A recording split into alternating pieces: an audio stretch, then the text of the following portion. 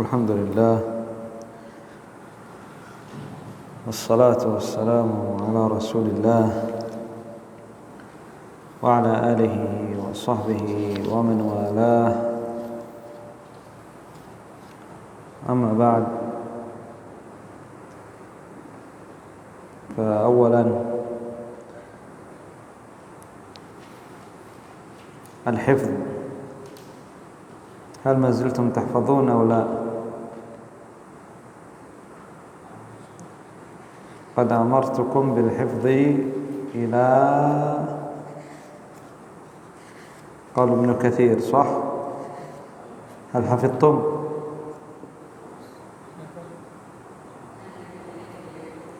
حفظتم؟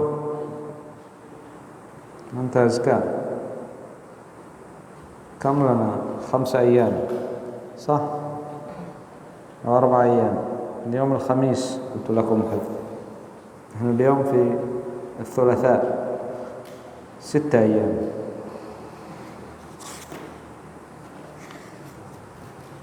بعد العشاء تسميع،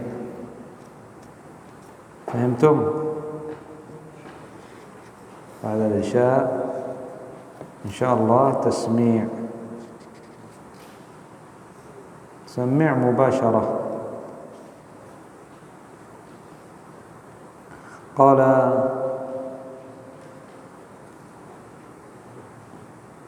المؤلف رحمه الله تعالى: فدليل الشهادة قوله تعالى: شهد الله أنه لا إله إلا هو والملائكة وأولو العلم. قال الشارح: أيوة الملائكة، صلنا إلى هنا، صح؟ قال: أيوة الملائكة شهدوا لله بأنه لا إله إلا هو، كما شهد الله بذلك لنفسه المقدسة، وأولو العلم شهدوا بذلك أيضا، أي أنه لا إله إلا هو، لا إله إلا الله وحده يستحق العبادة، وغير الله إن عبد فبباطل. قال: وفسرت بالإقرار وبالتبيين والإظهار، واستشهادهم فيه تعديل. فسرت الشهادة، شهادة الملائكة وأولي العلم بإقرارهم بأن الله هو الإله وحده، وبأن بيّنوا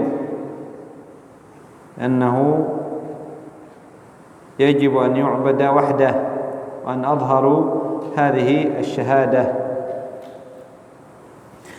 قال: واستشهادهم فيه تعديل وتزكية، أي أن الله عز وجل جعلهم شهداء، فيه تعديل لهم وتزكية لأهل العلم، فإن الله عز وجل قرن شهادة العلماء بشهادة الملائكة وبشهادته سبحانه وتعالى على أعظم مشهود على وحدانيته. قال: وتزكية لأهل العلم إذ ارتفعوا إلى هذا المقام الذي استشهدهم الله تعالى فيه على وحدانيته عز وجل، ولينتفي جحد الجاحدين وانتحال المبطلين، وهذا فيه أعظم حاث لك على طلب العلم. نعم، هذا أعظم حاث على طلب العلم. فلو أن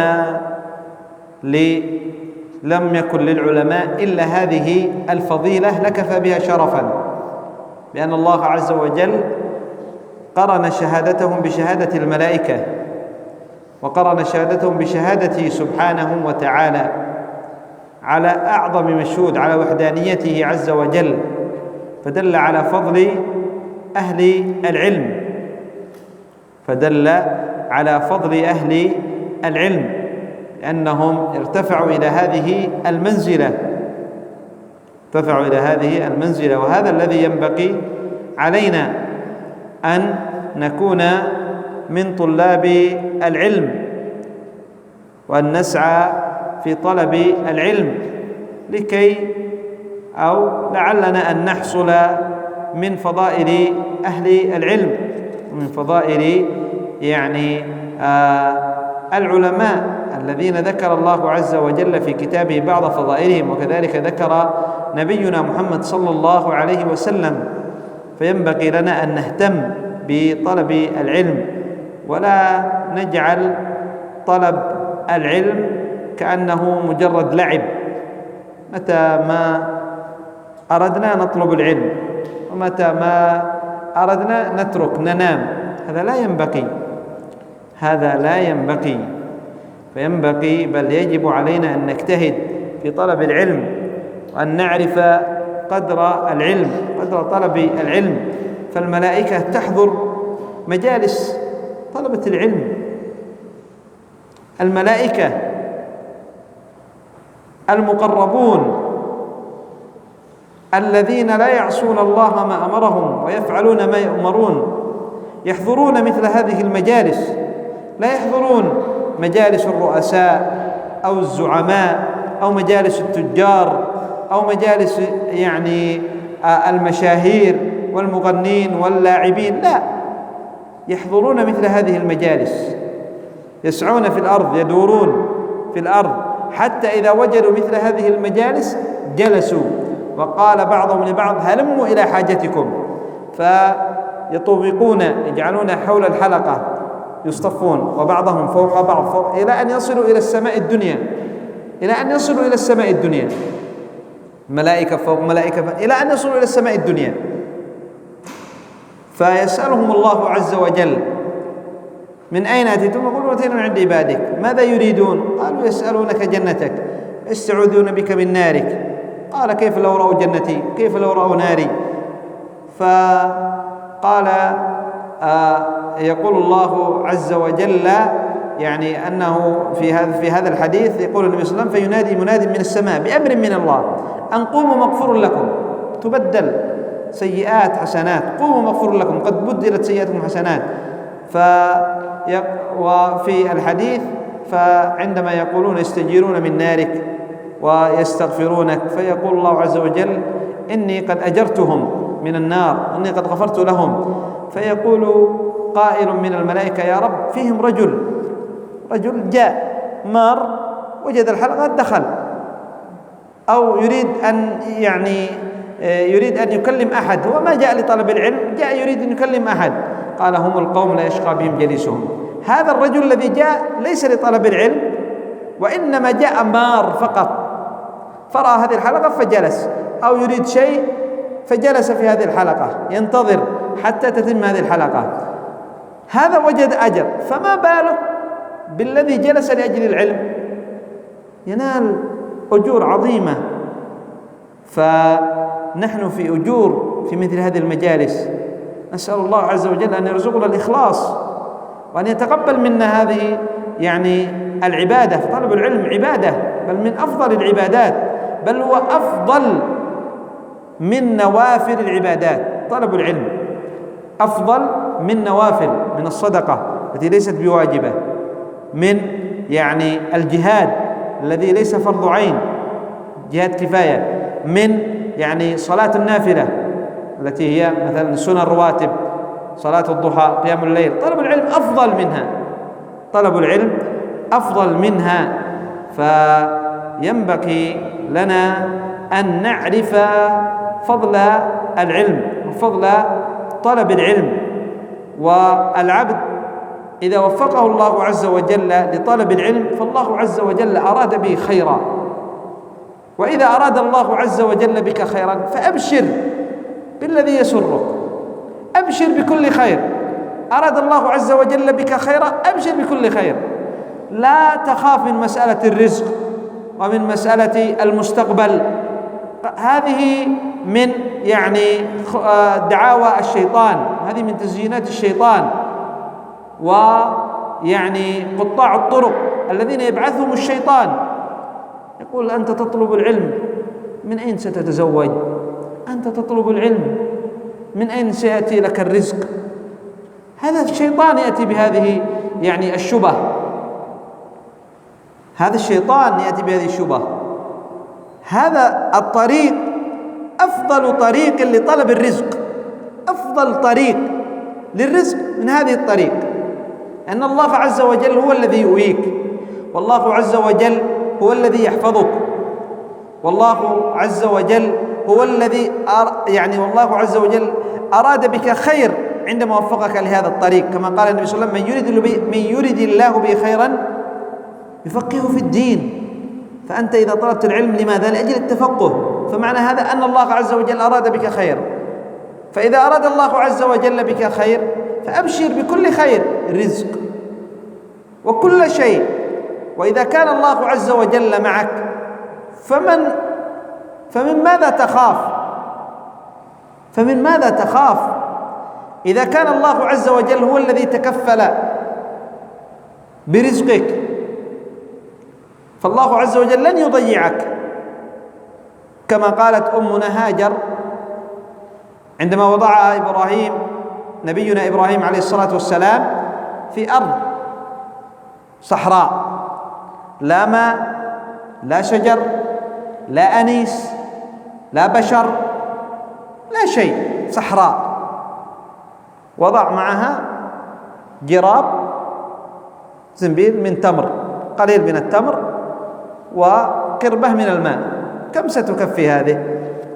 يوم، يومين، 3 أيام، 4 أيام، الله أعلم، إلى أن نفذ.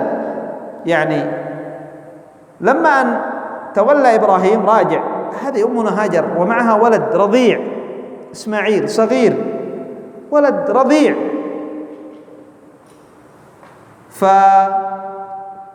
فرجع بأمر من الله، أمر الله عز وجل إبراهيم أن يضع أمنا هاجر هنا ويرجع.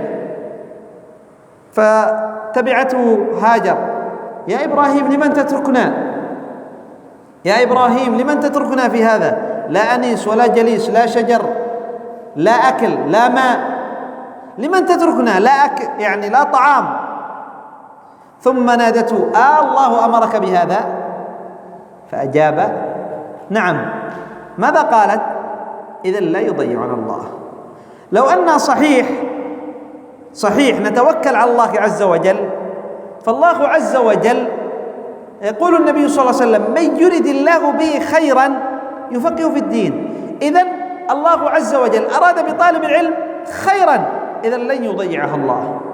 لو أننا حققنا التوكل على الله عز وجل، حققنا التوكل حق التوكل على الله عز وجل، والله لن نخشى الفقر، ولن نسمع لشبه الشيطان ووساوس الشيطان: من أين سيأتي لك الرزق؟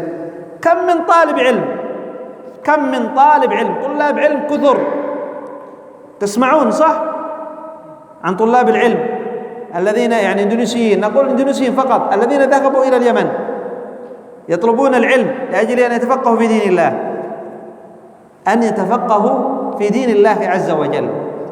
هل منهم من طلب العلم لله عز وجل واجتهد في طلب العلم لأجل أن ينفع نفسه ورجع إلى بلاده يدعو إلى الله عز وجل؟ هل ضيعهم الله؟ هل ضيعهم الله؟ أين هؤلاء الذين طلبوا العلم في اليمن من اندونيسيين ورجعوا إلى هنا؟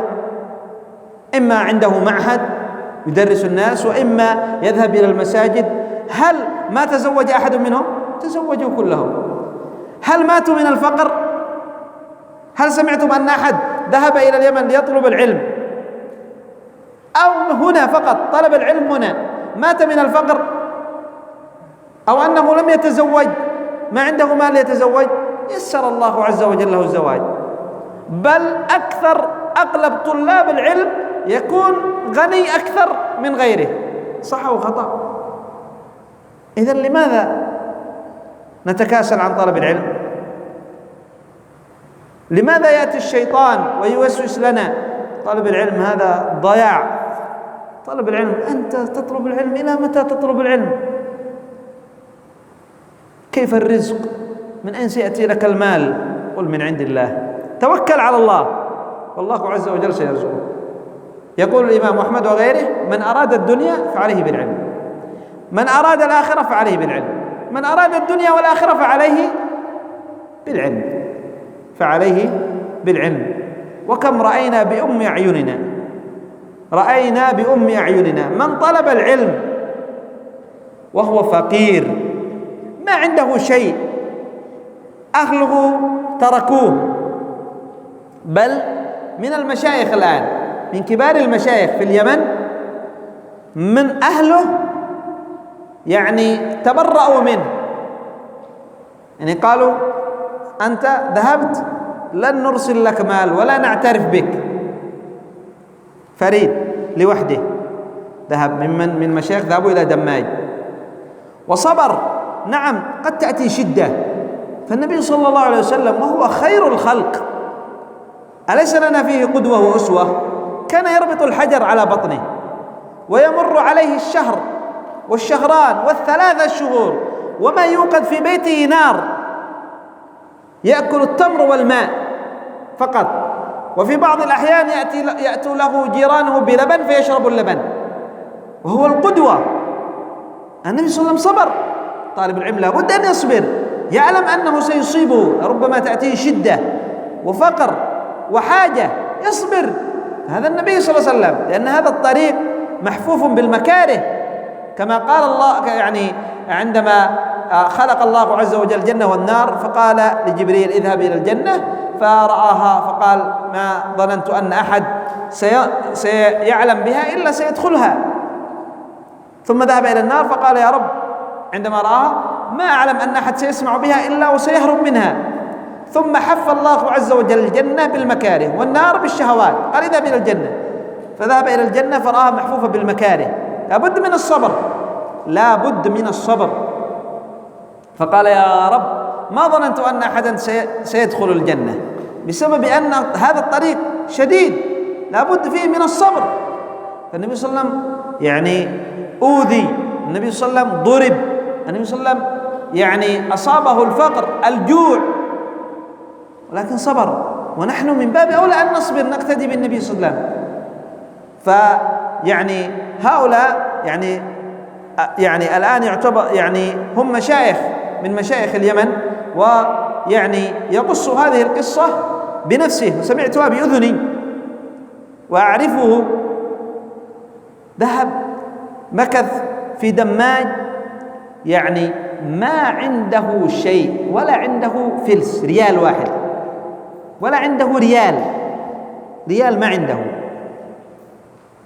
حتى للصابون لأجل أن يغسل الثياب، يعني إذا جاء بعد فترة يعطيه بعض الناس ويشتري، فكان يلبس الثياب قال يعني تبقى مدة وهي متسخة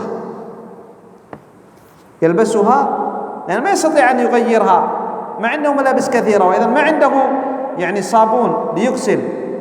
قال حتى أنه إذا جاء يعني بالثوب من كثرة الوسخ الذي فيه يكون قائم، الثوب يعني السروال يكون قائم من كثرة الوسخ.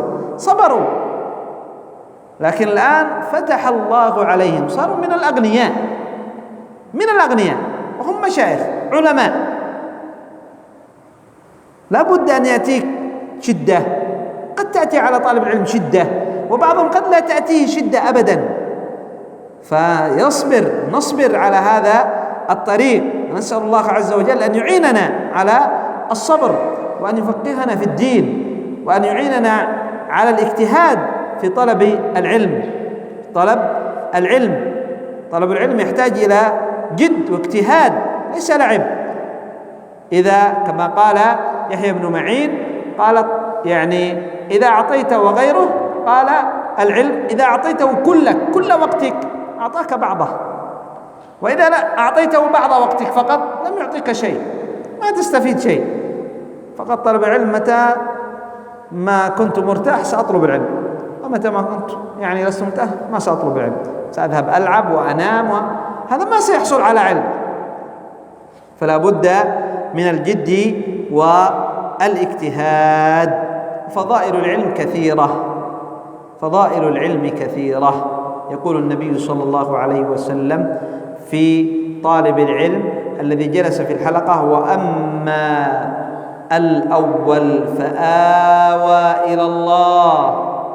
إذا جئت إلى حلق العلم أنت تأوي إلى الله عز وجل، الله عز وجل يؤويك، فآواه الله. وإذا آواك الله هو الذي سيرزقك، هو الذي سينصرك، يعينك، يوفقك إلى كل خير، ويصرف عنك كل شر وضير.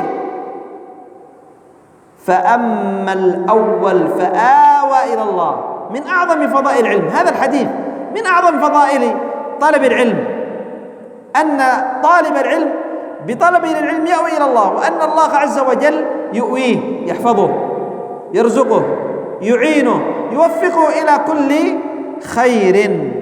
فيجب علينا أن نعرف فضل العلم وفضل طلب العلم لكي نجتهد. يجب علينا أن نجتهد وأن نغتنم الأوقات في طلب العلم، وأن نستشعر عظيم العلم وعظيم فضله، ونطلب العلم لأجل أن نرفع الجهل عن أنفسنا أولا، وأمر ثاني لأجل أن نرفع الجهل عن الناس، ندعو إلى الله عز وجل. الناس أصبحوا في جهل، ضلال، بدع، خرافات، بسبب ماذا؟ بسبب الجهل. فالمسلم يحزن أن المسلم على غير الصواب، أن المسلم يعمل البدع والخرافات، يحزن. فكيف إذن يعني أنجي الناس من هذه البدع؟ بالعلم. قال فإن الله شهد واستشهد الملائكة واستشهد أهل العلم، ففي هذه الشهادة رفعة أهل العلم حيث استشهدوا على ما شهد به رب العالمين. وأي ثناء أشرف من هذا الثناء عليهم وتعديلهم وشهادته لهم أنهم أولو العلم وأولو العلم، يعني شهادة الله عز وجل بأنهم أولو العلم. قال وجعلهم حجة على من أنكرها، يعني من أنكر التوحيد، شهادة أن لا إله إلا الله. فالله عز وجل أشهد أولو العلم على شهادة أن لا إله إلا الله، أنه يستحق العبادة وحده ولا شريك له. قال فدل على فضل العلم. وفي الحديث يحمل هذا العلم من كل أمة عدولها، وهذا أعظم مرقب في العلم. فطالب العلم وحامل العلم من فضله أن النبي صلى الله عليه وسلم أخبر أنه عدل يحمل هذا العلم. فإذا حملت العلم، وذلك لا يكون إلا بطلب العلم، فأنت من عدول هذه الأمة ومن خيار هذه الأمة، خيركم من تعلم القرآن وعلمه. قال وهذا أعظم مرقب في العلم، وإن زهد فيه الأكثر في العلم، نعم يزهد فيه الأكثر، زهدون فيه. ماذا تطلب العلم؟ ماذا تريد؟ ماذا ستستفيد؟ دائما تطلب العلم. من أين سيأتي لك المال؟ من أين سيأتي لك الرزق؟ من أين ستتزوج؟ من أين من أين من أين من أين؟ هذه كلها من شبهات الشيطان، من شياطين الجن أو من شياطين الإنس الذي يؤزهم إبليس ويقطعون الطريق على طلاب العلم. فلا ينبغي أن نسمع لمثل هذه الشبهات وهذه يعني الزخارف الذي يلقيها الشيطان. قال والمراد بالعلم العلم الشرعي، المراد بالعلم علم الكتاب والسنة الذي فيه الفضائل، هذا هو العلم، علم الكتاب والسنة، ليس علم الهندسة أو علم الكيمياء أو علم الفلك أو علم الرياضيات أو علم الطب، لا، إنما العلم الشرعي. قال الذي هو نور القلوب وحياتها، نعم كذلك أوحينا إليك روحا من أمرنا، فهو روح حياة للقلوب. قال وغيره علم نسبي إضافي، غير من العلوم. قال إما إلى أمور دنيوية أو علوم حسابية وصناعية أو غير ذلك، وأهله ليسوا من أهل العلم الذين استشهدهم الله، أي فلا يطلق هذا العلم إلا على العلم الشرعي الديني. وأولو العلم الذين شهدوا على وحدانية الله هم أصحاب العلم الشرعي.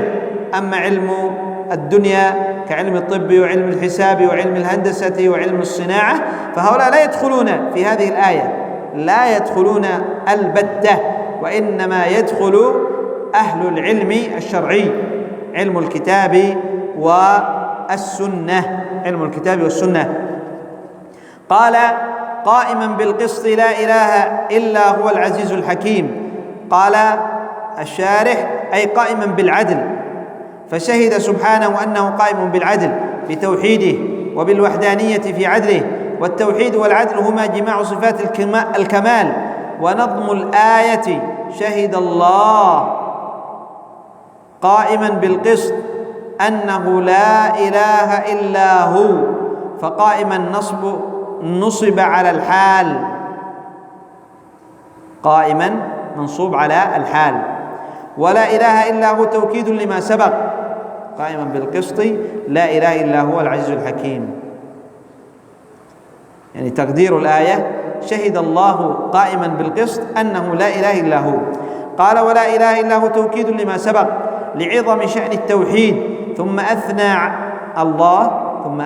أي الله على نفسه المقدسة، فأخبر أنه العزيز الذي لا يرام جنابه عظمة وكبريان، الحكيم في أقواله وأفعاله وشرعه وقدره. فتضمنت هذه الآية الكريمة أجل شهادة وأعظمها وأعدلها وأصدقها من أجل شاهد بأجل مشهود به، الشهيد والله بأجل مشهود به، وتضمنت توحيده تعالى وعدله وعزته وحكمته. أي هذه الآية تضمنت عزة الله عز وجل، تضمنت عدله قائما بالقسط بالعدل، وعزته لا إله إلا هو العزيز، وحكمته الحكيم. نكتفي بهذا القدر إلى هنا. سبحانك اللهم وبحمدك، أشهد أن لا إله إلا أنت، أستغفرك وأتوب إليك.